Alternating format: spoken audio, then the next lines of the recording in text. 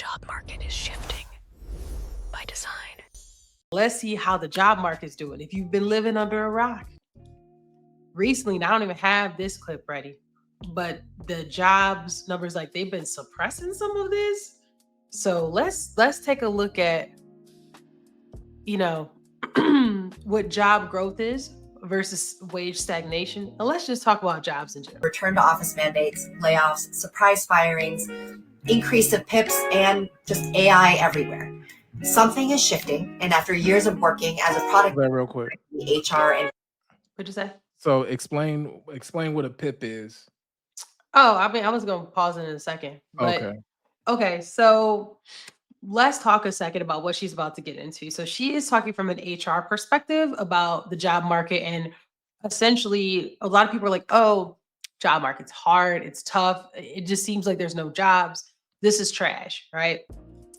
What she's saying is that there's different things kind of going on. So first, let's take a second and take a look at these layoffs. There's been a lot of layoffs lately. We've been talking about layoffs. There's been so many layoffs lately that we've talked about job hugging, quiet cracking. What's the other? I think it's forcing layoffs is the newest one. There's a bunch of different terms for these, but the layoffs, right? You have from tech companies to delivery services to just everybody's getting in on the whole layoff situation. Because of that, all these people who don't have a job are all basically flooding to go get another job. So just imagine you're in a gymnasium, right? Everybody got a seat in a gymnasium. All of a sudden, a fire break out. And there's only 2 ways to get out the doors. That's kind of what's going on with these layoffs. That's just one part. Now, imagine that's going on, right? That's just the layoffs. Imagine attached is an annex. And on the annex, there's only one door on that side, and there's a bridge between the annex and that gymnasium, right? That fire breakout, right? It's going to hit both. And the annex, though, are the PIP people. What's a PIP, you ask? Well, a PIP is a performance improvement plan. Some companies, they like to name it other little names, but essentially it just means that we see you're not doing what we want you to do at the level we want you to do it at. And because of that, we're going to give you a chance to show us that you want to be here and that you want to do better. Now, that sounds like a great deal, right? And this is what she's going to tell you a little more about this. Sounds like a great deal. However, a lot of these are unrealistic. They may want you to, I don't know, essentially climb a mountain with a 20-pound backpack, with 20-pound boots on, essentially. They're like, oh, well, if you can't do it in this very small time frame, we're going to give you, well, I don't even know if they all do this, but they'll either give you a package to leave or they will just let you go. So performance improvement plan, the goal is to allow you an opportunity to show that you know the job, you know the role, and you can contribute, even though you might not have been doing it as well as you should have been. And if you do, then cool, you get the key. Performance improvement plans last anywhere between 30 days and 120 days. Whenever they want. I've heard that they can do it as long as they want, which I don't know the legalities of that, but whatever. The goal, like I said, the goal is to show that to improve you, to be a part of the community, and that is the goal, is that you can show that you're here and you are able to do the job. And allegedly, the goal is to help you through it, for everybody, to help you get through this together. But if you can't, get out. Yeah, it's a legalese way to say that we gave you every opportunity. We gave you a chance. You just didn't, even though you had, that large, heavy backpack and them big old boots, and we asked you to climb, but we gave you mittens. All right, on with the lobster hands. Let's go ahead and get this going. Compensation space, I'm seeing a clear pattern. First, return to office. It's not about collaboration. Return to office makes employees easier to monitor and push out, and it's a way to get people to quit on their own so companies avoid having to pay severance and unemployment. Then the layoffs. It's often not about financial performance, but payroll optics. Cutting higher paid employees boosts shareholder value, and leaders know it. Next, PIPs, performance improvement plans. Here's the truth from the HR side. PIPs protect the company legally. They show attempted improvement while quietly moving those goalposts so you can't actually succeed.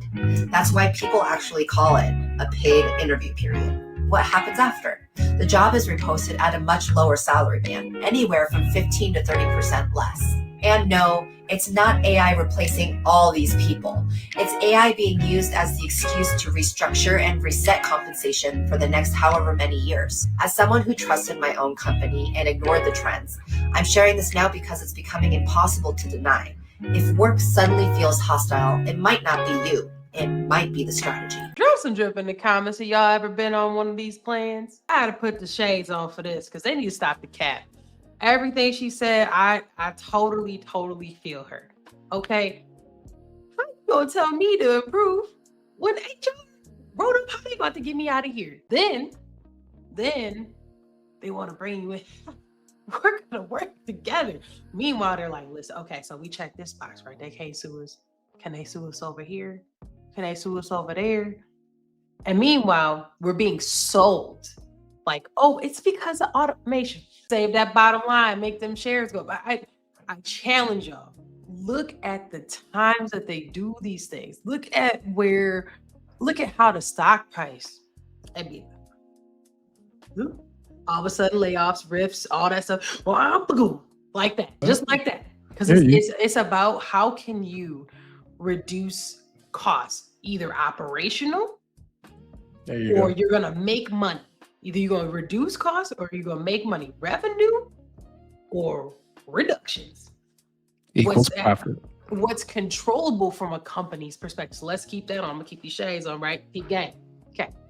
What's controllable from a company's perspective is the reduction. Because I know how much you make. I know who I have. I know, if I don't have this area or whatever it is, then we can live, right? We can just tell that these people over here will be all right. But revenue is a question mark because there's a lot of times no guarantee that someone's going to renew a subscription. There's no guarantee that they're going to continue on whatever payment plan. There's no guarantee that they continue to do business with you. None of those, anybody who's ever done consulting would agree with that 100%. So that's where I'm at with that. You got anything, Cash? I see we got a comment in here. You got any comments? No, okay, no, that's fine. Drop some drip in the comments. Y'all ever been on one of them plans? If you do, let us know how it went. Because guess what? I think at the beginning of the year is coming up. A lot of people are going to see some. No, you didn't hit it with the Bobby V. I didn't.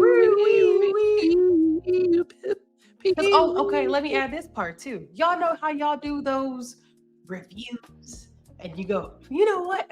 I'm going to say something nice about You say the 360 reviews turn into the Hunger Games? I like Jenny. She's a nice lady, right? I talked about this on the other live stream where I said there was a lady who was a CEO that said, listen, don't be out there acting like telling all y'all business because you having a good time, they're not. Well, it is the Hunger Games because when you have your reviews, right? Do y'all think that they just look at it because they're like, you know what, they good? But on the same tip of that, what are you not doing enough of to be here? If I let you go today, can Skylar do that tomorrow? Skylar costs $5 less an hour than you. What you here for? Let's see what you write. Boy, Skylar right. I could work on Skylar. I'm gonna let you go. that's where it's at. So keep in mind when you do these reviews, my advice on this, I'm gonna give y'all advice on this one. I know people say be humble, don't boast. No, baby. That's when you are the GOAT. You need to figure out what did I do absolutely great that can't nobody touch me. And you have to convey that in a professional way. Right. You need me. You want me here because I'm this. Is the chest beat as much as possible. Always understand what you do and how you add value to a company and quantify it if you're able to. So if you're able to say, I did X and it resulted in the company getting this account if it wasn't for, and even if you're on customer service, right? If it wasn't for my commendations that I received, we would have lost. And you can count the number of accounts that you've saved just by being you on the phone and keeping people. I'm gonna do one even smaller than that. You can give examples. I had one of the most. I've helped irate customers. I'll give you one example.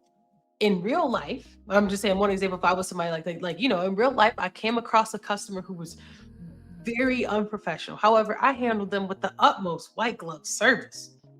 And then they told me, you know what, I'm gonna renew again. And that's how I go about all the things that I talk to with people. That's how you use AI right there. So make sure that you put some points of emphasis. If you can quantify it, make sure that you do that. But yes, you have tools at your disposal to write up your review. So it's not just for looking at corn or making Heathcliff mixed with Garfield. They want to see what that look like on a cartoon or something stupid. Actually use these tools as intended. I think other people think that they're used to, take away from somebody and take away from jobs, but I think that they're used to enhance positions, enhance jobs. Being laid off is not your fault. They was gonna pick somebody. Well, they may have picked you for a reason. That technically would be your fault, but the layoff itself is not your fault. Okay.